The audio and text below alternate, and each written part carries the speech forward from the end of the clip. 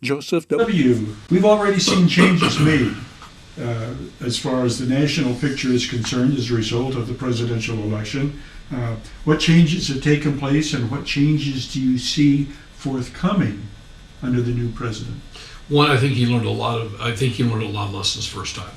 You know, the tweets and the twits. I think he's got an incredible chief of staff. So while Mark Cuban, okay, who's a great owner of a basketball team, but I think he's an absolute idiot. Okay, he just doesn't quite get it. And Mark, if you watch this, you're a billionaire. I really don't care. But when he said that Trump, about women and stuff, Trump is the first president ever, not last time, ever to hire a woman chief of staff. Mm-hmm. And this chief of staff has been with him. So it's not like she was new to Trump. I mean, she's known her from the days down in Florida from 2015. So I understand from some friends in Washington, she's highly respected. She says something, Donald listens, which is probably not one of his one of his greatest attributes. But I think you have two assassination attempts. He'll be 83 when he gets out.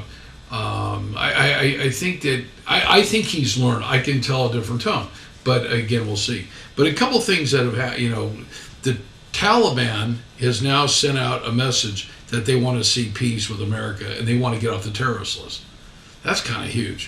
Saudi Arabia is kicking out some of the Houthi, some of their bad leaders. They're getting rid of. Putin has apparently sent a message. I read this somewhere. Don't know if it's documented. It really doesn't matter. I think it was put out there by the fake media, which is good. When the fake media puts out positive stuff, you go, well, it's got to be true because they lied for the last 2 years. Apparently, Putin has no problem sitting down and talking about a solution to the war. So if you notice, last Saturday, Ukraine went in and took out a whole bunch of stuff with a bunch of drones and caused a lot of damage. So the timing of Trump coming in allows Putin and both Ukraine to say we've kind of had enough. I mean, we've kind of beat up on each other. Hamas wants to end the war. Okay, Chi Shine, Ping or whatever his name is, he wants to have a better relationship with the U.S. That was in, I think, not a magazine I just saw, but something I read. He's starting to get it. I mean, he realizes that his country may not be in 10 years what people think it is today.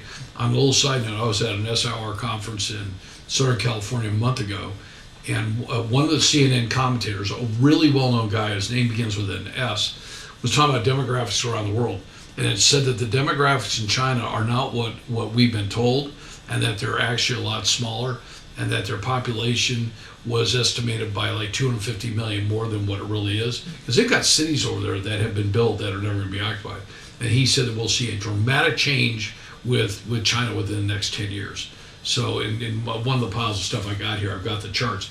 And it was really kind of scary because I think I've always been concerned that if he pushed a button, that he could annihilate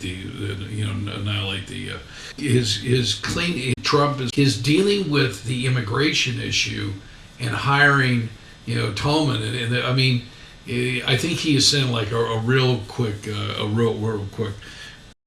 I think Trump is going to push for term limits. I'd love to see term limits.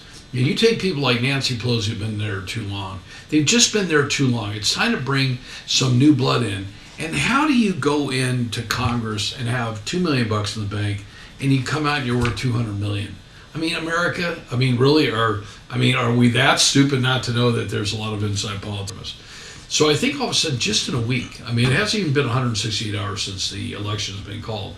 And now you start to see people rally when we were told that they wouldn't. So I just think the only people that benefit from this are the 340 million Americans that live here. So I just see some great things happening.